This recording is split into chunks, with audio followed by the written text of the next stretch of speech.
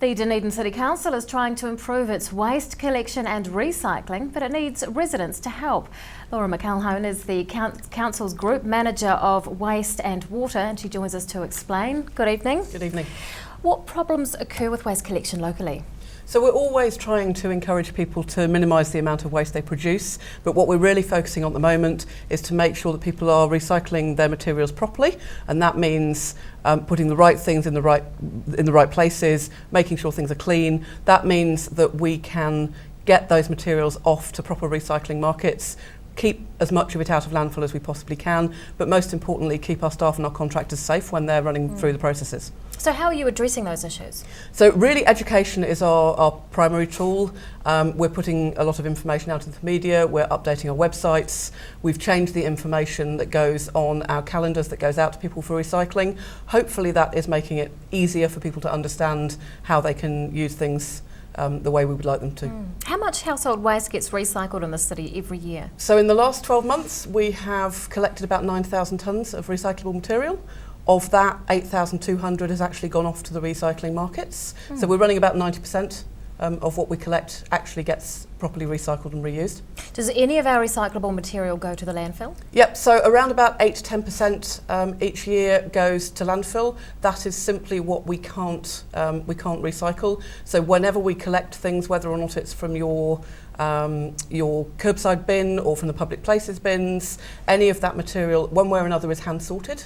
So it's either hand sorted at one of the depots or it goes to our recycling plant, and literally that all gets emptied out onto a conveyor belt. Somebody goes through it by hand. So that separates it out into the different materials, into the plastics, the cardboards, and then they're packaged up and sent away. So it's really important that we keep that material clean and safe. So these items that are going into the landfill then are items that fall outside of the band of acceptable recyclable materials? Absolutely. So it's either things that just should have been sent to waste in the first place, or sometimes it's things that are really dirty. So a pizza box, for example, it's cardboard, but if there's a lot of food waste on it, that can't be recycled. It's probably gone mouldy by the time it's sat around for a while. So that kind of dirty material can't be recycled. And separating it out so that we can make sure that we don't have our material rejected when it comes to the actual depots that reprocess it. What are some of the more dangerous items that are being recycled? So unfortunately one of the worst ones that we have is people putting medical needles into milk bottles. We're really pleased to say that the District Health Board are now rolling out a programme of having a collection service available for pharmacists. That's coming in from this month, so that will make it much, much easier for medical users to get rid of that material. The other thing is the plastic shopping bag. So the plastic shopping bag is a problem because it actually clogs up the machine that squashes the plastic bottles, for example, and then somebody has to unclog that, so that's dangerous. So those plastic bags shouldn't go into your curbside bin. A lot of supermarkets will collect them, so you can reuse them, or when they're broken up you can send them back via your supermarket, but we ask people not to put them into their curbside bins. What about polystyrene? So polystyrene, the big expandable packaging material, the council services don't collect that, but you can actually drop it off at the transfer station. There's a private transfer station on Devon Street. They will take that expanded polystyrene. Is the contamination of rubbish a growing problem? It's been fairly consistent. It's different times of year. After Christmas we do get a lot of the expanded polystyrene, that kind of thing. But it has held relatively steady. Sometimes it's just good for us to put a particular push to remind people of how to do it right, particularly with the students. We've been doing a lot of work in the student area.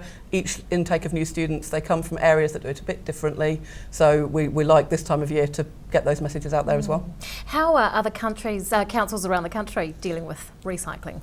So it's different, particularly the contamination problem. It's different ways for different councils, but fundamentally it's education as the first tool, making sure we've got a service that people can use, trying to make it as easier to use as possible, and then educate.